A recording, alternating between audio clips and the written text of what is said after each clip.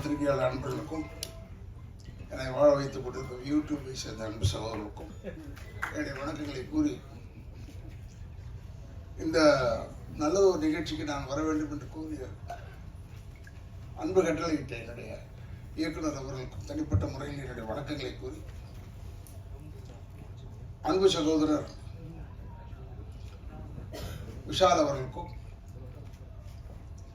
எதிர்காலத்தில் அவர்களை கைகோர்க்கவிருக்கும் கதாநாயகிக்கும் என்னுடைய வணக்கங்களை வாழ்த்துக்களையும் தெரிவித்து என்னது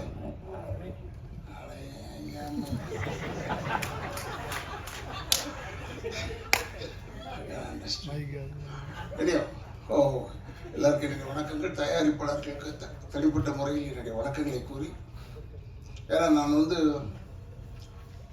6 மணிக்கெலாம் நான் டேப்லெட்டை சாப்பிட்டுட்டு 6:30 மணிக்கெலாம் சாப்பிட்றேன். இப்போ நல்லவன் ஆகிட்டேன்.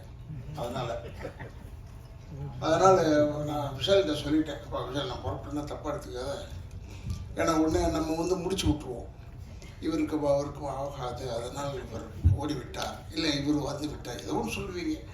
அப்படிலாம் ஒரு நிகழ்ச்சியும் கிடையாது. எனக்கு எல்லாருமே வேண்டியப்பட்டவர்கள். அந்த நேரத்தில் ஒவ்வொரு நேரத்தில் அப்படி எதுக்குன்னு இந்த படத்தில் வந்த மாதிரி தான். ஹீரோ படம் ஆரம்பித்ததுலேருந்து எண்டு வரைக்கும் அடிச்சுக்கிட்டே இருப்பார் வில்லன்னு. கடைசியாக வில்லன் உதவாகி போலீஸ்கிட்ட போவார். இதுதான் நிகழ்ச்சி. அதை எப்படி நீங்கள் நினச்சிக்கிட்டு இருக்கீங்களோ அது மாதிரி தான் இதெல்லாம். இட் இஸ் நாட் ஒரு பிக் ஃபேக்ட். இந்த படம் நல்ல படம், பிரமாதமாக ஓட வேண்டும். ஃபைட் அந்த சகோதரி செஞ்சுருக்காருன்றது, நாங்கள் அவங்க பேராண்மை நடித்தாங்கன்னு நினைக்கிறேன். பேராண்மையில் தான்.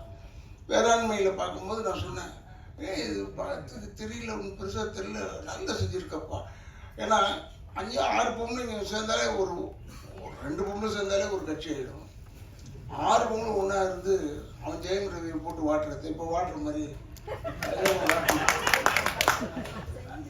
அது மாதிரி வாட்டி ரொம்ப பிரச்சனை ஆகிடும்.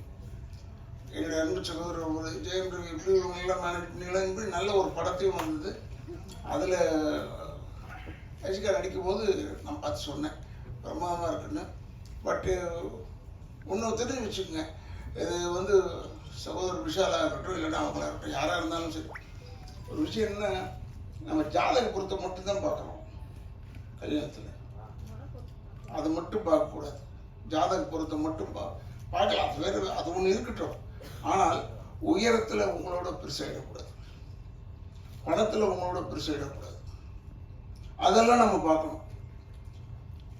கரெக்டாக செலக்ட் பண்ணியிருக்காரு. அப்படியா இருந்தால் நல்ல செலெக்ஷன், வெரி குட் செலெக்ஷன்.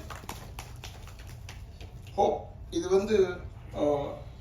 பல பேருடைய வாயில் வெவ்வேறு மாதிரி உழுது. அதை பற்றிலாம் கவலைப்படாமல் நீங்கள் நன்றாக இருக்க வேண்டும், ஒற்றுமையாக இருக்க வேண்டும்.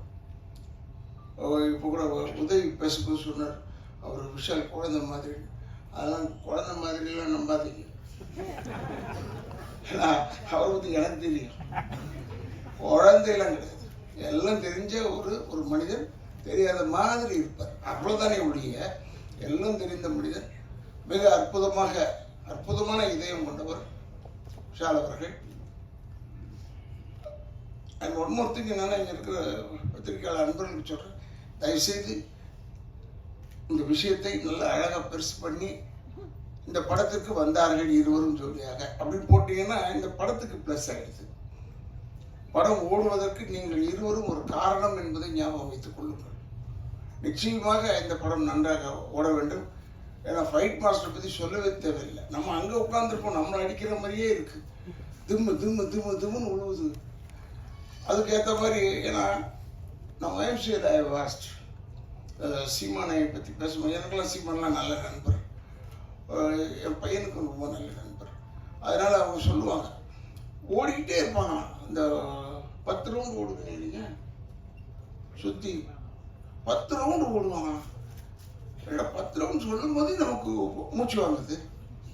இது எப்படா இது என்ன? ஏன்னா அந்த அளவுக்கு வெல் ட்ரெயின்டு டெடிக்கேட்டட் பர்சன். நீங்கள் விரும்பியிருக்கிற ஒரு பெண்மணி டெடிக்கேட்டட் கேர்ள். அதனால் இப்போ கூட என்ன ஆகிவிட்டது விஷாலுக்குன்னு சொன்னாங்க. அடுத்த நாளே நின்னா மனுஷன் சிங்கம் மாதிரி. அதெல்லாம் ஓவர் கம் பண்ணக்கூடிய ஆட்கள் எல்லாருமே. அதனால் நாங்கள்லாம் டெஃபினட்டாக பின்பலமாக இருப்போம் என்பதை மட்டும் தெரிவித்துக் கொண்டு இந்த படம் மிக சிறப்பாக ஓட வேண்டும். ஏன்னா இது ஓடணும், இந்த படம் ஓடும் என்ற ஒரு நம்பிக்கையோடு எனக்கு வாய்ப்பளித்தமைக்கு என்னுடைய குடும்பத்தின் சார்பாகவும் திராவிட இயக்கங்கள் சார்பாகவும் நன்றியை கூறி விடைபெறுகிறேன். நன்றி வணக்கம். அடுத்தபடியாக